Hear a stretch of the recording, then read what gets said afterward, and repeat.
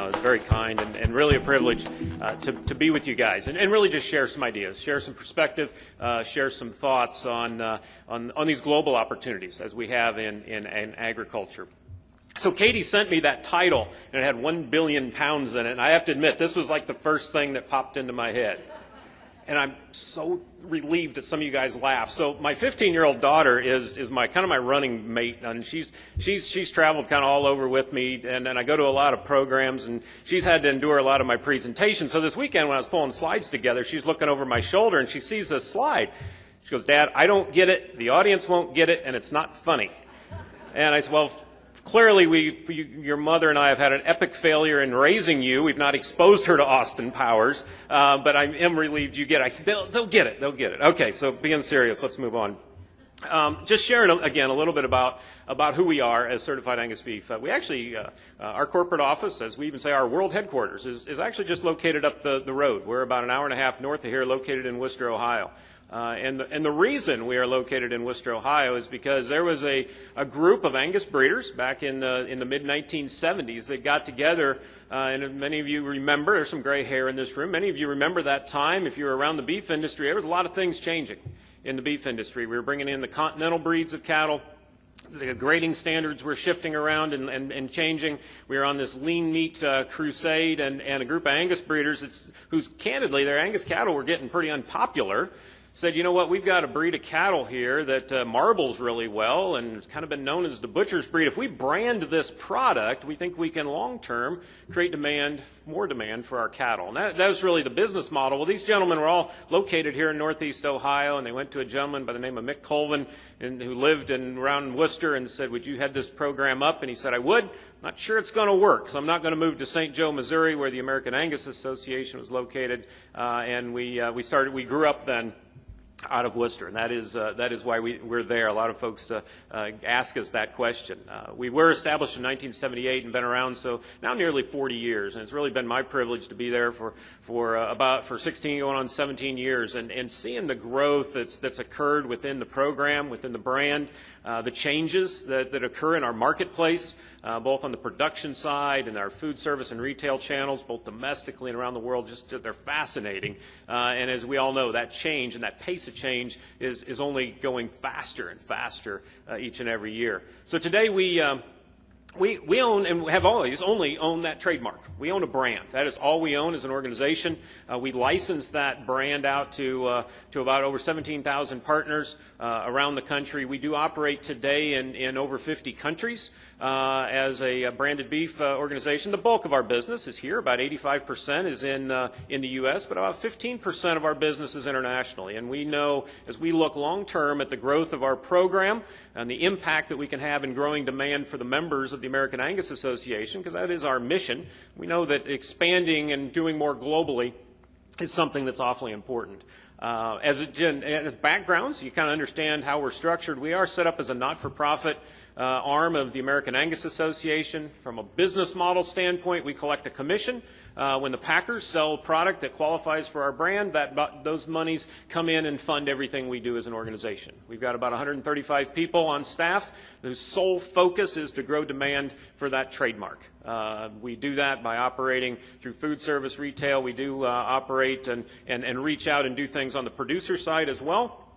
But it is largely focused on creating demand for that brand, which at the end, last year we generated over $50 million in premiums that the packer paid, not us, but the packer paid back to cattlemen for product and cattle that hit the Certified Angus Beef spec. So that's the business model. That's kind of how the organization works. I can just share again some perspective. This is something that we think about a lot, we look at a lot, and we understand as we're out there working with our retail food service partners, again, domestically and internationally. If you look at the expectation that's out there for beef today compared to the other proteins, right? Look how much that has changed in terms of, this is retail price, beef compared to the other proteins. So think about that price-value relationship that has changed and adjusted over time. Right? We're asking consumers to spend a lot more for beef. Have their expectations gone up of how that product needs to perform? Absolutely. Absolutely. And so we understand that, we think about that a lot, and that's kind of what we operate. This is kind of our cornerstone and those of you not in the beef business aren't familiar with maybe the grading standards or how we assign value on a beef carcass. It's largely due to marbling. And we have a quality grading system that's in place that assigns quality grades, select and choice and prime, that you're probably familiar with. Okay? And what we know is as we increase marbling, we increase consumer satisfaction. The data has been there for ages. And we've had our specifications up on that top end of the grading scale since the program was initially founded. Right? And so that's when we think about what our brand is, the cornerstone and the foundation of our brand, it's on product quality. It's on a product that has high set of specifications that we know is going to deliver consistently to that consumer. And so that's, again, a little bit of where we operate. This is from a value creation standpoint. This is kind of what's happened in the cutout. So these are 3 carcasses hanging there, and so as you think about this through the packer, this is the wholesale value difference between 3 carcasses weighing 900 pounds, one grading select, one grading choice, one grading up into certified Angus beef. Okay, there's over a $200 value difference there if that animal has more marbling, right? And so marbling is just again, that's what's driving the value back through the chain for us. That's where we focus because we know that's what drives that consumer eating satisfaction. And we know, especially when we get into the Pacific Rim markets, marbling is incredibly important and incredibly important from a value standpoint. As we think about that premium and that overage that as a brand we work to create on that carcass, on that choice carcass, this just gives you a little bit of a comparison. And I put this up here. Those percentages are the percent that the CAB cuts are worth over the commodity choice product. Okay, and I put that up there because, you know, we've probably put as much premium on the middle meats, as we call them in the beef industry, all right, the rib and the loin, as we can put there. There gets to be a point where there is some resistance of how much premium you can put there. But where we found growth is putting premiums on the end cuts, putting premiums on the brisket and the plate and places like that. That's where we have focus and where the export markets can be very, very important in driving value for the entire carcass. This gives you, again, a little bit of snapshot of what our growth has been like. We have been on a pretty incredible growth pace here over the last number of years. There's a little blip there that goes back to 2003 on our graph. And for those of you in the beef industry, you know what that is. That's BSE. Or the cow that stole Christmas, as we refer to her as. At that point in time, 8% of our total business was going to Japan.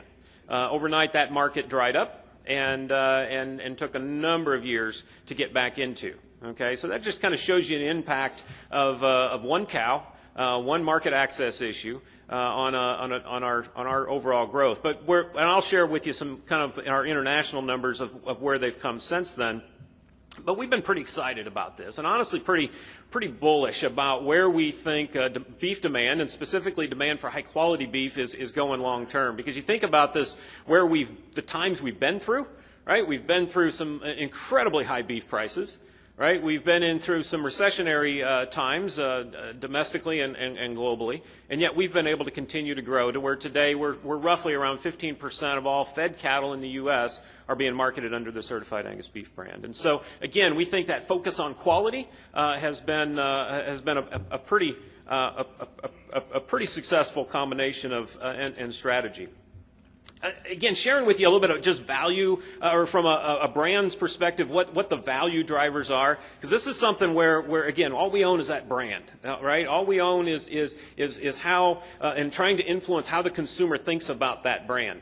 I would tell you, historically, if you think about a brand, there's that functional part of it, right? The brand has to, the product has to work. Your Chevy truck has to start, right? Your, whatever brand you're thinking about, it has to have a functional element to it, right? And there's also that emotional element to a brand, right? Why do, Harley Davidson, I trust, is a good motorcycle. I'm not a motorcycle guy, right? But people get it tattooed on their head, right? That's an emotional attachment to a brand, right? And so those things have been out there forever. But this new era we're into, I would tell you, as a brand, both domestic and globally, there's now this whole new foundational piece to this that is an environmental awareness, a social responsibility component of a brand.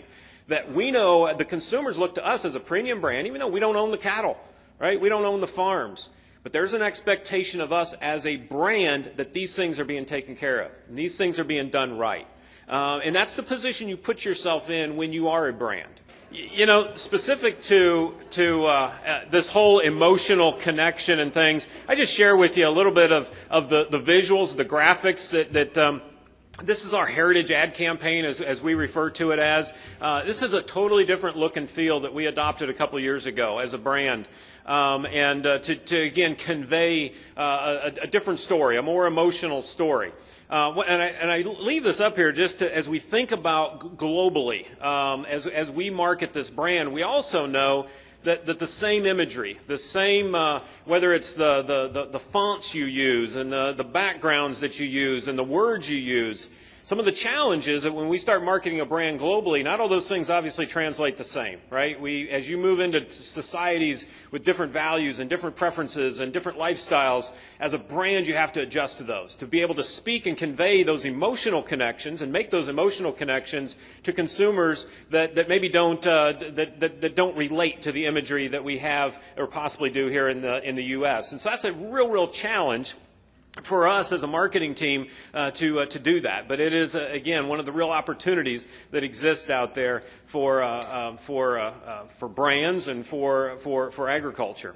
Again, just sharing with you a little bit about what we've done of saying, where does this billion-pound success and this continued growth come from? I tell you, one of the things we've done as an organization is we've just flat doubled down on education. It's an area that we know in today's society, with all the misinformation that's out there about production agriculture, the companies we work with, food service, retail, they have, and the chefs, the culinary schools, they have so many questions about what we're doing. And so we built a culinary center a couple years ago. We bring 2 to 3 groups through there a week. We have 7 chefs now on staff. We have a meats lab where we bring folks in. We can do we'll do carcass fabrication. We bring a lot of international guests in. We can teach them about the U.S. production systems or North American production systems. We teach them about the cuts. We do this with food service, with retail. It's really been a huge step for us. As we think about marketing our brand today, it's hard for us to even imagine how we did it before we had this culinary center, because it's that whole outreach and educational effort has just become paramount to what we do in building a brand. Plus, you bring people in away from their business for a couple days. We eat really well. We have a great experience. We take them out to farms. We pet cows. You know, all of those kind of things. You create an experience and a relationship that, again, that is really hard to quantify, but we know it's quite valuable. I love the picture that's, I think, on your right.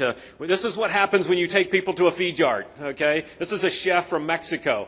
I mean, he's taking selfies all day, climbing up in the feed bunk, taking selfies. They love this, right? And how many times, I mean, we're probably tired of going to these events and talking about we got to be more transparent. We got to tell our story. This is what we do. We probably host 60 of these tours a year.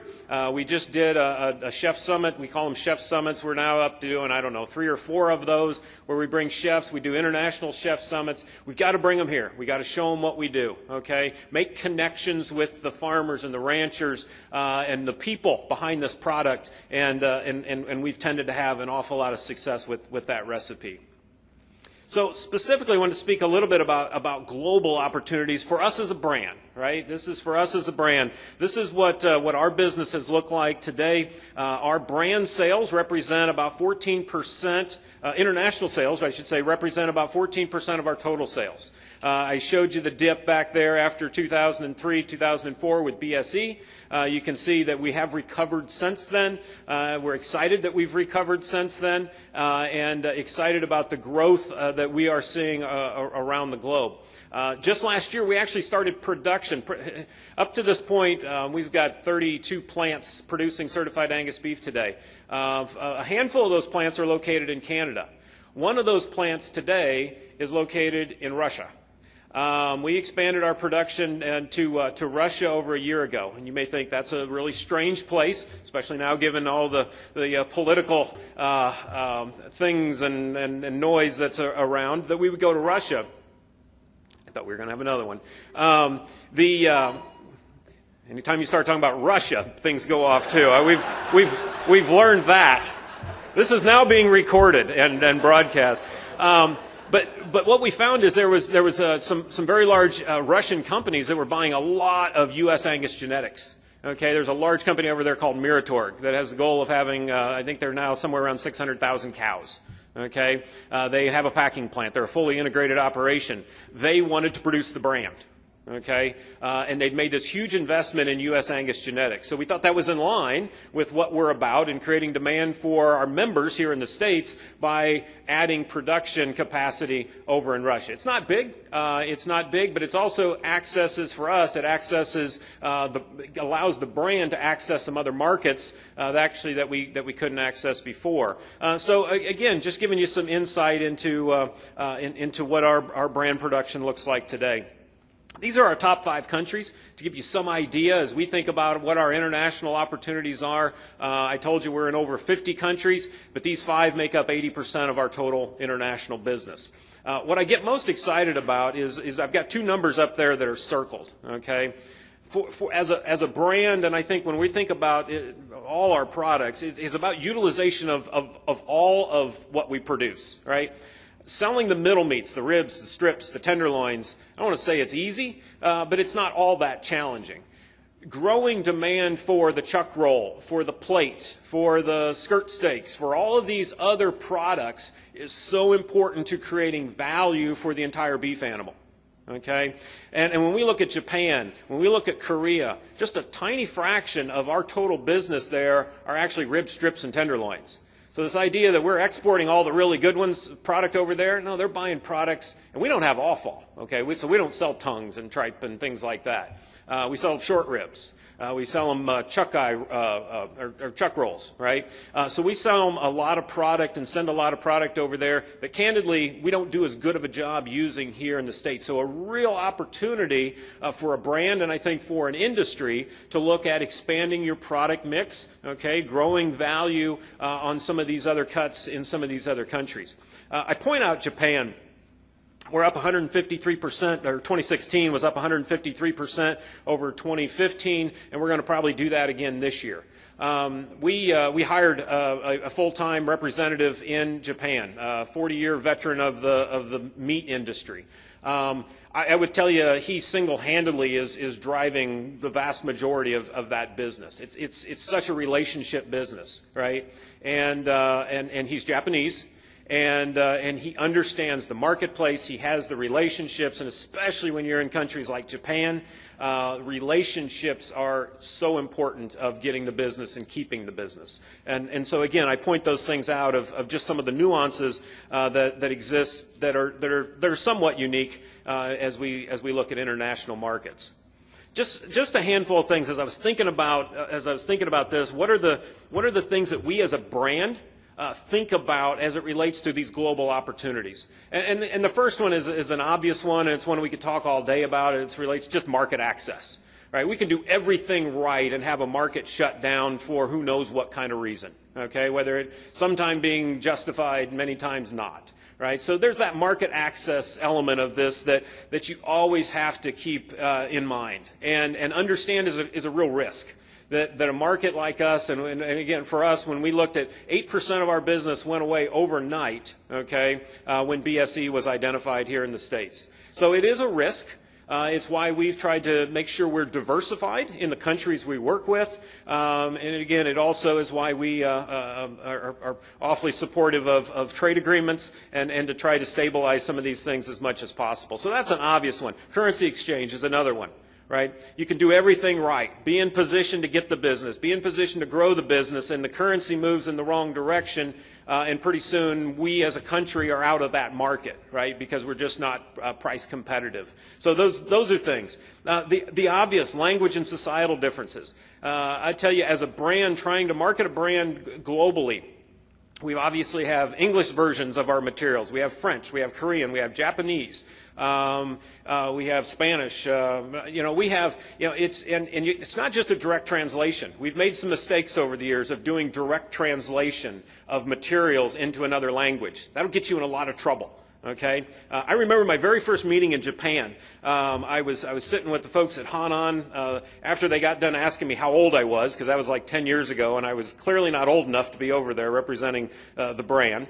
But they finally got comfortable with that, and I started talking. We had a translator, and you know, we use a lot of sayings, and I said, I want to pick your brain. Okay, yeah.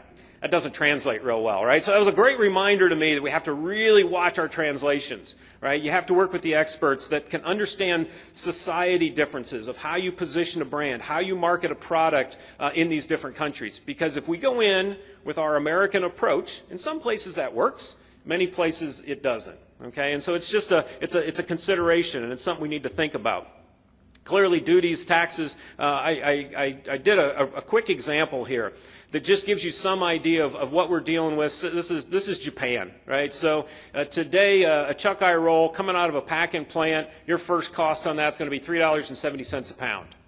Okay, we ship it by water. We throw on a little bit of freight there. $3.74 landed into Japan.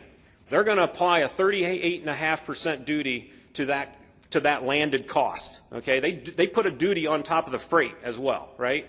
So there you just added $1.44 to your raw material cost. Okay, now an importer tries to add a 7.5% margin here. The distributor tries to add a 15% margin. We now have product going into the restaurant at $6.41 a pound, or 73% over what it cost here coming out of the plant. Right, so that's just when we talk about these differences in when you're fighting a country like Australia that has a much lower tariff rate, right? Maybe they're down in the mid-20s.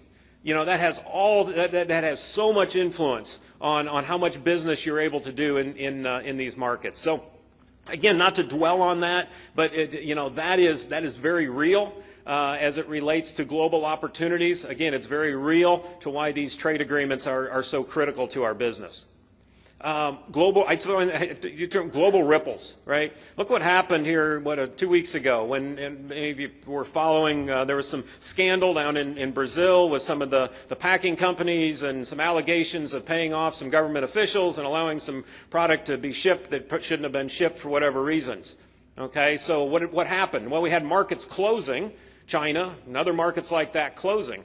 What did we see in our market? Our market responded in a bullish or positive way for U.S. beef. It wasn't because we were going to ship more product to China. It's because Australia was probably now going to ship more product to China, and we were going to probably have an opportunity to displace some Australian product going to Japan. That was the market psychology of why that boosted the market. So this global marketplace is so interconnected, right? There's this ripple of things that would happen in Brazil that you wouldn't think would have any impact on our business here, yet in fact it does, and could be in a pretty significant way. So I throw that out there as something to think about. This next one is a big one. Protecting your trademarks internationally, for us, that's all we own. It's really, really hard. You might be surprised that our trademark has actually been knocked off a couple times. We have examples of places all over the world that we have trademarks being used in the market that look an awful lot like our trademarks. We have international trademark registrations. We have global trademark registrations. We have a team of people that's what they do, is monitor our trademark licensing and honestly go after those situations where we've got to protect them. It's really, really hard to protect trademarks. It's one thing to protect a trademark here in the U.S. We've got pretty sound trademark laws, okay? It's a whole other thing to protect a trademark in other countries. And so, again, it's something to think about that maybe we don't think about every day when we think about global opportunities. I mentioned the important relationships.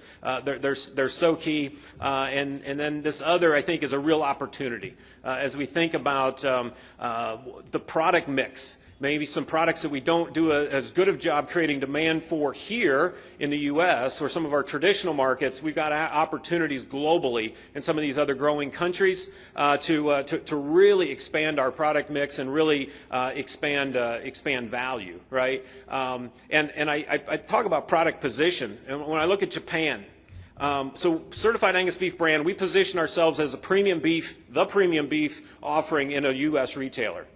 Okay, when we go into a Japanese retailer, that's the premium beef.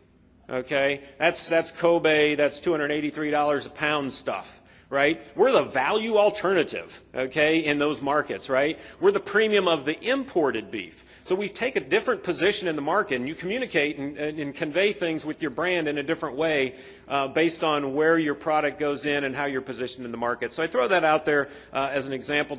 Again, something to think about and something to consider when we look at these global markets.